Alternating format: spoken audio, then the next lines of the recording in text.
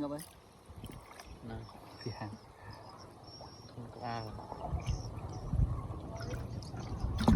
chấm điệp xuống xuống đây đào bộ mày bóng bóng lớn ní nhom ban tình môn mới đây đầm bay đỡ đạm môn hay đừng thọt chạy chui bóng bóng tô sana đồng pi đỡ đạm môn mà đó mà hay bạn đỡ từ studio tray hay nâng từ bóng tray bóng bóng tô sana té lấy trong vơ là bóng bóng mà tô sana mơ pi ca đỡ đạm môn khôngตึกเพลียงบ่យើងដែលបានភ្លៀងមួយយប់មួយថ្ងៃឥឡូវខ្លាចទឹកជំនន់ណាបងប្អូនហ្នឹងហើយសម្បីផ្លូវគឺលិចស្មៅជង្គង់ហើយឥឡូវនេះផ្ទះនីមួយអីគឺលិចអស់ហើយបាទផ្ទះរបស់ខ្ញុំផ្ទះអីក៏លិចដែរ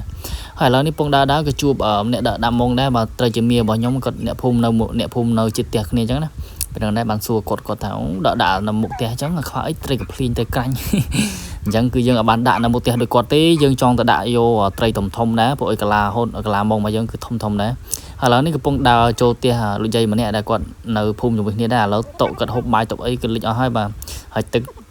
គឺស្មើចង្កេះហើយព្រោះអីគាត់នៅជិបនឹងមាត់លូអញ្ចឹងគឺទឹកអាចនឹងប៉ះពាល់ដល់ផ្ទះរបស់គាត់ឥឡូវនេះកន្លែងខ្ញុំចោះនេះគឺទឹកឡើងជ្រៅដែរបាទចង់ស្មើក្លៀកហើយបាទ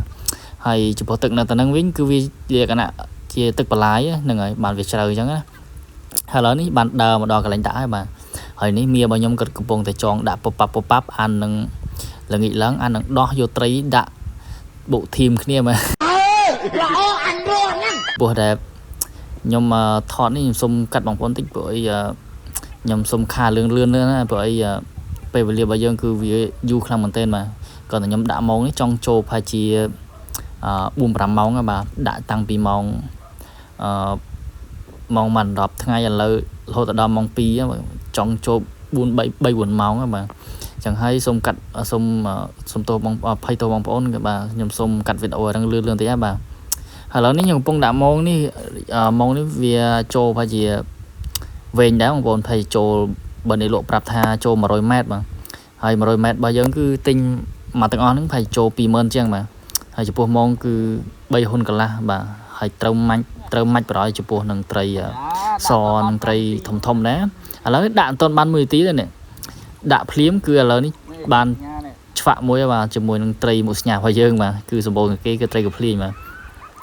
ហើយឥឡូវនេះខ្ញុំបានដាក់រួចរាល់ហើយបងប្អូនហ្នឹងហើយសូមកាត់បងប្អូនមកដល់កន្លែងនេះគឺវាដាក់មកនឹងឆ្ងាយហើយរួចរាល់ហើយឥឡូវនេះកំពុងឲ្យមារបស់ខ្ញុំដតពងប៉ាំងអាននឹងយើងតបងត្រីមួយកន្លែងដែរបើនៅចិត្តហ្នឹងណាហើយចំពោះត្រីហ្នឹងដែរខ្ញុំរៀបចេញដើរមកផ្ទះហើយពេលហ្នឹងដែរថារៀបចេញទៅបងត្រីមួយកន្លែងទៀតដែលថានៅចិត្តហ្នឹងពេលហ្នឹងដើរវិញក៏ជួបប៉ះណាត្រីនេះកំពុងតែជាប់ស្រស់ល្អមែនបងប្អូននឹងត្រីហ្នឹងគឺលក្ខណៈមួយថាកំពុងតែគេបងបានកំពុងតែគេរោបានណាត្រីហ្នឹងគឺសម្បូរខ្លាំងមែនទែនបាទបែកទឹកបែកដីហើយចំពោះខ្ញុំដោះត្រីហើយនេះខ្ញុំក៏បាននាំមាវខ្ញុំក៏ទៅបងត្រីមួយកន្លែងទៀតដែលនៅចិត្តហ្នឹងដែរហ្នឹងហើយសម្បូរត្រីហ្នឹងខ្លាំងជាងគេហ្នឹងហើយចំពោះអ្នកបងនេះខ្ញុំអស់សម្ដេចឡើងមែនត្រីសម្បូរវឹតវិញទៅមកគាត់បងស្នាញ់បងមិនលៀនស្នាញ់ឡើងចង់ប្រហែលហាត់បងអត់លៀនជាប់ស្មៀងចាំមកឡើងមានអីឥឡូវនេះមានបានត្រីអីមួយពេលបន្ទាប់នឹងបងត្រីហើយប្រហែលជាចូល3-4 ម៉ោងហើយឥឡូវនេះចេញមកដោះត្រីមួយសាទៀតបាទហើយដោះត្រីមួយសានេះរយៈពេលប្រហែលជាម៉ោង 4:5 ម៉ោង 5បាទហ្នឹងហើយចំពោះដោះត្រីនេះខ្ញុំដូចនិយាយប្រាប់បងប្អូនពីមុនអញ្ចឹងខ្ញុំពិតជាសុំទោសខ្លាំងមែនទែនបាទខ្ញុំសូមកាត់រឿងលឿនហើយបាទហើយ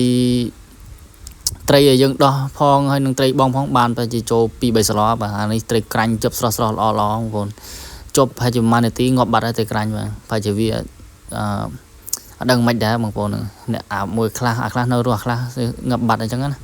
ហើយចំពោះត្រីក្រាញ់គឺធំល្អមែនបាទហើយម៉ោងមកយើងក៏មានកន្លះទូចដែរម៉ោងប្រហែលជា3 ហ៊ុនកន្លះគឺវាជប់ត្រីធំអញ្ចឹងគឺអែមខ្លាំងមែនទេឥឡូវនេះជប់ត្រីរស់មួយទៀតបាទត្រីរស់របស់យើងនេះធំតែក្បាលទេបន្ទាប់ពីយើងបានដោះត្រីរស់នឹងរួចហើយក៏ពេលនឹងដែរគឺអស់ត្រឹមត្រីរស់មួយហ្នឹងឯងបាទចុងក្រោយគេបាទហើយខាងនេះវិញសិតតែមនុស្សម្នាកូនក្មេងកូនខ្វាំងមកលេងទឹកច្រើនខ្លាំងមែនទេបាទហើយចំពោះវីដេអូនេះគឺអរគុណច្រើនដល់បងប្អូនដែលបានចូលមើលទស្សនាទាំងអស់គ្នាបាទសូមអរគុណសូមជម្រាបលាជួបគ្នានៅវីដេអូក្រោយបាយ